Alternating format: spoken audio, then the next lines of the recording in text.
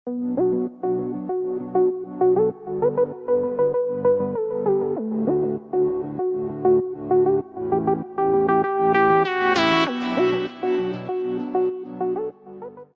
Friends, എല്ലാവർക്കും ഞങ്ങളെ പുതിയൊരു വീഡിയോയിലേക്ക് സ്വാഗതം.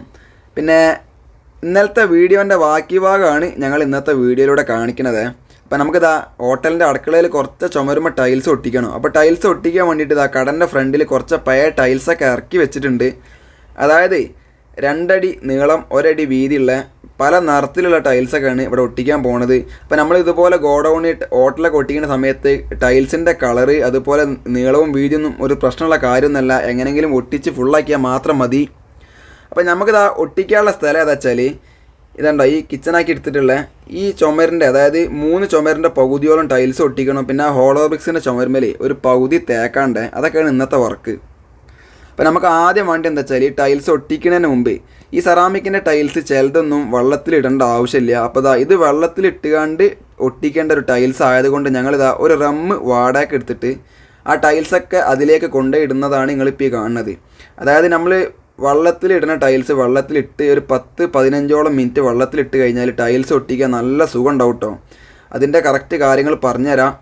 അപ്പോൾ നമുക്കിതാ ടൈൽസ് ഒട്ടിക്കുന്നതിന് മുമ്പേ സിമെൻറ്റിൻ്റെ കുറച്ച് പേസ്റ്റ് ഉണ്ടാക്കണം. അത് എങ്ങനെ ഉണ്ടാക്കേണ്ടി വെച്ചാൽ നമ്മളിതുപോലത്തെ ഒരു പ്ലാസ്റ്റിക് ബക്കറ്റിൽ പകുതിയോളം വെള്ളം എടുക്കുക.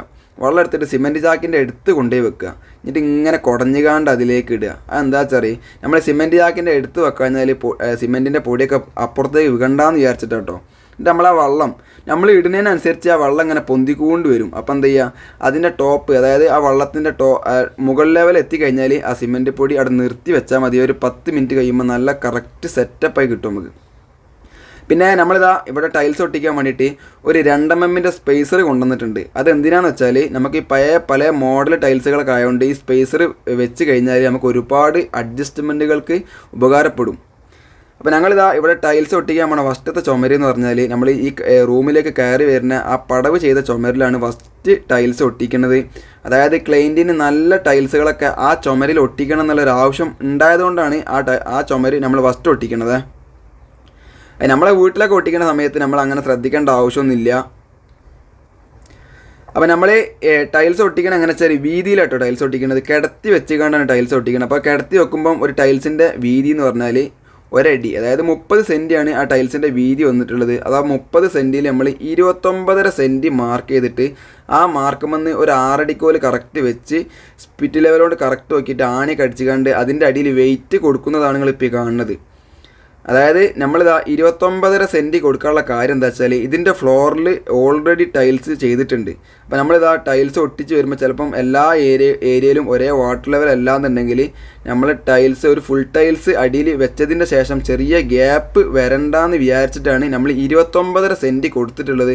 അതാവുമ്പോൾ നമുക്ക് കുറച്ച് മെഷീൻ കൊണ്ട് കട്ട് ചെയ്തിട്ടാണെങ്കിലും കറക്റ്റ് ഫ്ലോറിനോട് കറക്റ്റാക്കിയിട്ട് ടൈൽസ് ഒട്ടിക്കാൻ പറ്റും കേട്ടോ.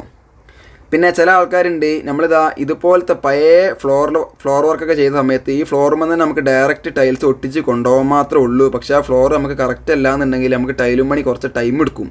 നമ്മൾ മാർബിളൊക്കെ വിരിച്ച സ്ഥലങ്ങളൊക്കെ ആണെങ്കിൽ ഇതുപോലെ വടി വെക്കേണ്ട ആവശ്യമില്ല. നിങ്ങൾ എന്ത് ചെയ്താൽ മതി, ആ മാർബിൾമെന്ന് ഇതുപോലെ ഓരോ ടൈൽസ് അങ്ങനെ വെച്ച് കൊണ്ടുപോയാൽ മാത്രം മതി. അപ്പം അങ്ങനത്തെ വീഡിയോകളൊക്കെ വരുമ്പോൾ നമ്മൾ കാണിച്ചു തരാം.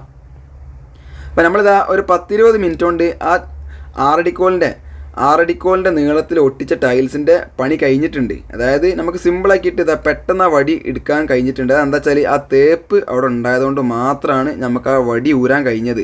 നേരെ മറിച്ച് നമ്മൾ ആ തേക്കാതെ ആ പഴയ ചുമരിലാണ് ടൈൽസ് ഒട്ടിക്കണമെന്നുണ്ടെങ്കിൽ പശയിൽ ഒട്ടിച്ചാലും സിമെൻറ്റിൻ്റെ പേസ്റ്റിൽ ഒട്ടിച്ചാലും 1 മണിക്കൂറായാൽ പോലും ആ വടി ഊരാൻ പറ്റില്ല.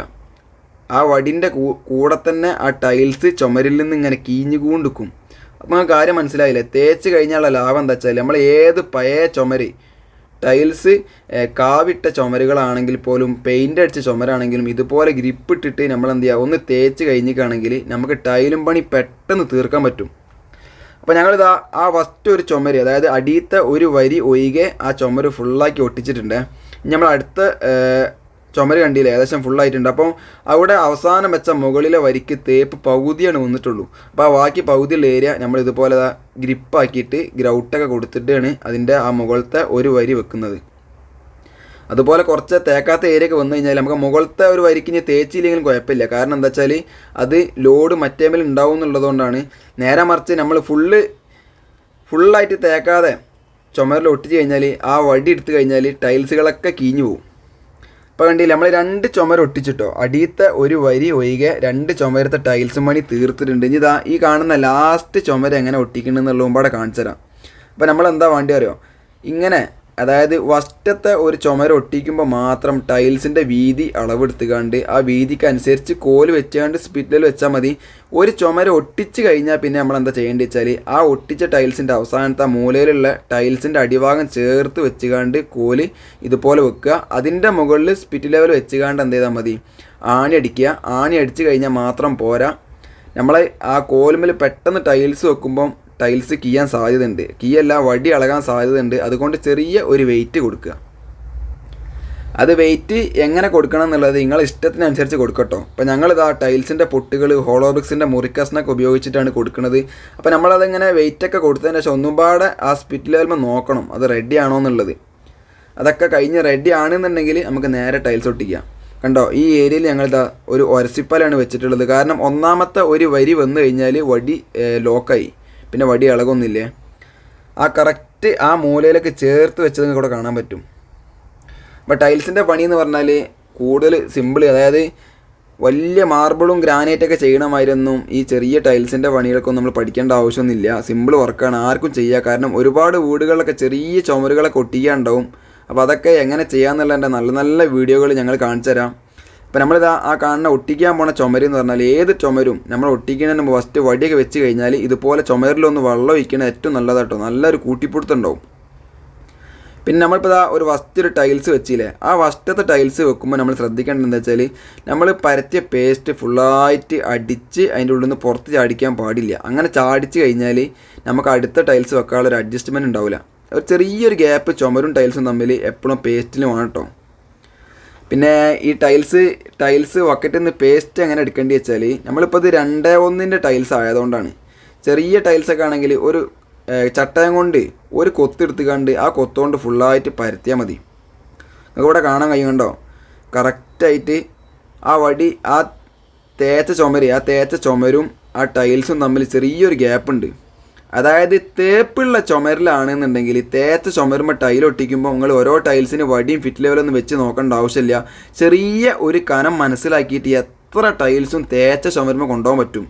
നേരെ മറിച്ച് നമ്മൾ തേക്കാത്ത ഇതുപോലെ പഴയ ചുമരൊക്കെ ഒട്ടിക്കുന്ന സമയത്ത് നമ്മൾ ഒരു ടൈൽസ് വെച്ചിട്ട് നമ്മളതിൻ്റെ കനൊക്കെ നോക്കണം, മുകളിലേക്ക് വരുമ്പോൾ ലോക്ക് ആവുമോ എന്നൊക്കെ ഉള്ളത് നോക്കിയിട്ട് ഒട്ടിക്കുക. അത് നമ്മൾ ഒട്ടിച്ച് കാണാണ്ട് പഠിക്കലാണ്, അല്ലാതെ ഇവിടെ ആരും പഠിപ്പിച്ചു തരുന്ന ക്ലാസ്സുകളൊന്നും ഇല്ല. അപ്പോൾ എല്ലാവരും ഒട്ടിക്കാൻ ശ്രമിക്കുക. ഇപ്പോൾ കണ്ടോ, നമ്മൾ ആ വർക്കൊക്കെ തീർത്തിട്ടുണ്ട്. സ്പേസറൊക്കെ ഊരി, ആ സ്പേസറൊക്കെ ഊരിയിട്ട് നമ്മളിതിൻ്റെ സ്പേസറിൻ്റെ ഗ്യാപ്പിൽ സിമെൻറ്റിൻ്റെ പേസ്റ്റാണ് ചെയ്യണത്.